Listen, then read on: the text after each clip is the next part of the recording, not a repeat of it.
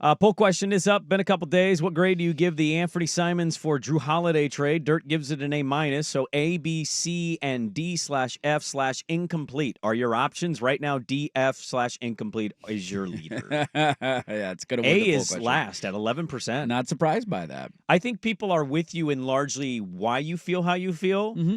I just think also other people want to see what else is coming with this because he is a good player to have. Without a doubt. I understand the criticisms of it. You got another guard, so that's going to logjam the position. So you traded a problem for a problem in that regard with Scoot. Like, I understand a lot of the criticisms that people are bringing. I think people are not giving enough credit to what a $37 million expiring deal will look like in the trade market in 2 years. It's certainly part of my thinking. I just want to see more of what they're going to do. Keep going. This is a great start. Let's be active. You need an active offseason. So, the draft grades are in, and Portland is mainly in the C to C- category of this trade. Yeah. I want to read a blurb or two from a couple writers. This one's from Kevin Pelton, who I mentioned in the first hour at ESPN.com. He says, it seems unlikely Portland would make this move without going 23-18 over the second half flirt with a play-in appearance before running out of time. That success was built in large part of poor opponent three-point shooting that the Blazers will have a difficult time repeating. Teams shot just 34% from three against Portland in the second half, which was the second lowest in the league. He says there's no doubt their defense improved down the stretch. Their opponent's shot quality went from 13th in the first half to 8th in the second half, as measured by Genius AQ's quantified shot quality. But Portland's jumped from 27th in opponent effective field goal percentage in the first half to 6th over the last 41 games overstated the magnitude of that progress. Yes. Which is what this show has been saying the whole time. Yes, it was a misleading end to your season. But they invested and... See, I had this back and forth yesterday on the course with Meringue. The expectation bar. Now, you might say, I need to see what else the moves are. But if I was just to say they're going to trade for Jrue Holiday, I don't know. I don't know about you. I don't know about anybody else. That tells me the Blazers are going for a playoff spot, right? Yeah. We would imagine even before that trade, that's kind of what they were flirting with. I think Cronin was flirting more with play-in, and Chauncey was like, playoff. We'll be a top 5 seed. It was whoa. Chauncey, Pump the brakes, buddy. But you can't be making this move unless you're trying to unless you think you can make the playoff. And me and Danny disagreed on that. He doesn't think that this indicates that. And I'm like, I don't think you're trading for a 35-year-old Jrue Holiday unless you're telling me you think you can make the playoffs in the West. Now, what's interesting is when you look at the Western Conference, so they added the trade into their preseason power rank data, right? They add Jrue Holiday to this. And basically it comes out that Portland is behind only Utah and I think New Orleans. You mean ahead of only Utah and New Orleans. That sounds about right. In the Western Conference. Yeah, here it is. Monday's post-final power rankings for next season have already been affected by this deal. It had Portland 12th in the West ahead of New Orleans, the Suns, and the Jazz. So this might push them ahead of the Kings. Sounds about right. I wouldn't put them any higher than that based on this trade. There is a sport line out here. Sorry, I got a lot of articles up. Sport line just going player for player. Portland actually wins this trade because Jrue's a better player. Yeah. Their winning percentage before the trade was 48.4. After the trade, it's 50.5%. He does far more things to impact a basketball game than Anfernee Simons does. 100%. Yes. Anfernee Simons is a guy who, if he's not on offensively, he's a waste of space out there. Yeah. And that's who he's been his entire career. If he has games where he's cooking and goes for 40, that's great. He's going to help you win. If he has a game where he has an off shooting night, he doesn't grab a lot of rebounds, he's not a good distributor, he's not a plus defender, he does nothing else to help the team win, let alone is he not a leader. Zach Harper wrote on The Athletic, Blazers acquiring Holiday again. I do not understand this trade for the Blazers. It's possible that they just didn't see a future with Simons. Maybe he didn't want to sign an extension. Perhaps they didn't think he'd fit in a defensive mentality they seemed to occasionally form last season. Maybe they wanted to open up more minutes for Shea. The keys could now be fully handed over to Scoot, who played well in the second half. Regardless, sending out Simons in 2 seconds. So you have the privilege of paying a 35-year-old Holiday 32.4 for next year, 34.8 for the following season, and then 37-year-old picking up a $37 million player option in 2027. Confounds me. Yeah, I totally understand the criticism of it, man. I don't think he's going to be here for 3 years. That's part of my reaction to this trade. Could this deal have been done without the picks? Again, they're second-round picks. Yeah, I don't know. That was a weird caveat on it where you're just like, I don't quite understand that second-round picks do nothing for me. The hit percentage on second-round picks feels like less than 3%, but maybe I'm over-exaggerating that a little bit. So I didn't really make much of the future second-round picks down the road. I think part of this gets back to, and my take on it, and for those who want to criticize, I would ask, is your criticism because Anfernee Simons is no longer on the Blazers roster, or is your criticism because you didn't like the return and an Anfernee Simons trade? And in either category, I would then ask the follow-up question. Is Anfernee Simons a guy that you want to give a 4-year, $140 million extension to? I don't know what the exact numbers would have been, but he was going to make roughly what Jrue Holiday was going to make in a contract extension. So is that something you wanted to tie yourself to long-term financially? Is that a piece you really want to lock down for 3 or 4 more years?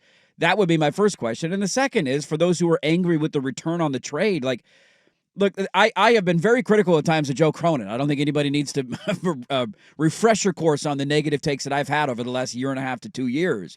But this, to me, is very similar to the C.J. McCollum deal. Like, I don't think there was a lot of interest out there in the NBA for Anfernee Simons. Well, I just don't. See, so I think both general managers are suffering from the same situation. And I'll tell you what I mean by that.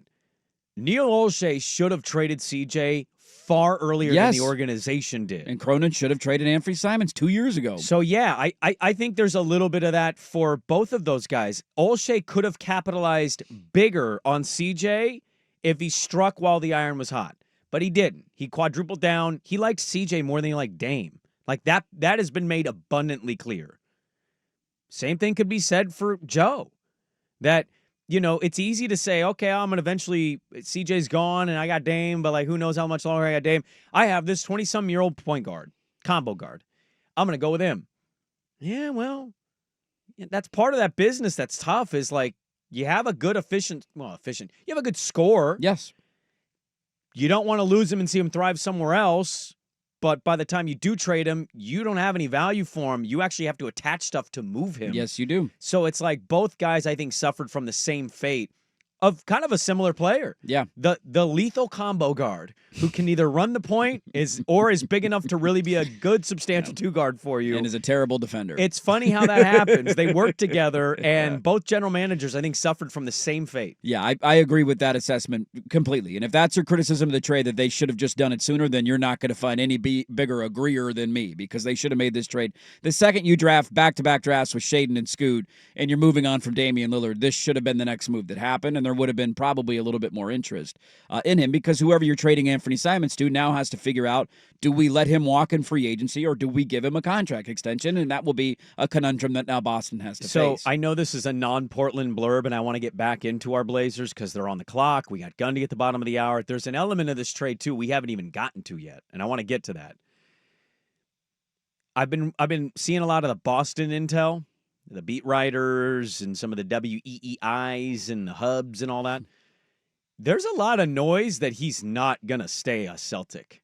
That Simons won't? Yeah. That Simons, and I think it was Himmelbeck. He's a longtime beat writer for the Celtics here. I'm blanking on his first name. He's as plugged in with that organization as any guy on that beat, and he basically is like, Boston's not overly committing. It's like, hey.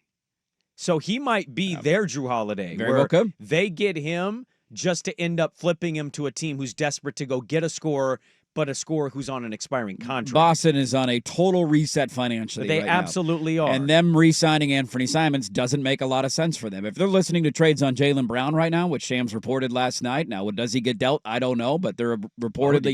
Did Shams have that? He had that. Was it on Twitter or was it on SVP? He was on with SVP last night. He said they're answering phone calls, man. They're listening. They're open. Now, will somebody meet the asking price? Who the hell knows? But Boston is a new ownership group that is coming in saying, excuse me, what is this tax bill? How do we get rid of have all this money? Yes, please. Porzingis is gone.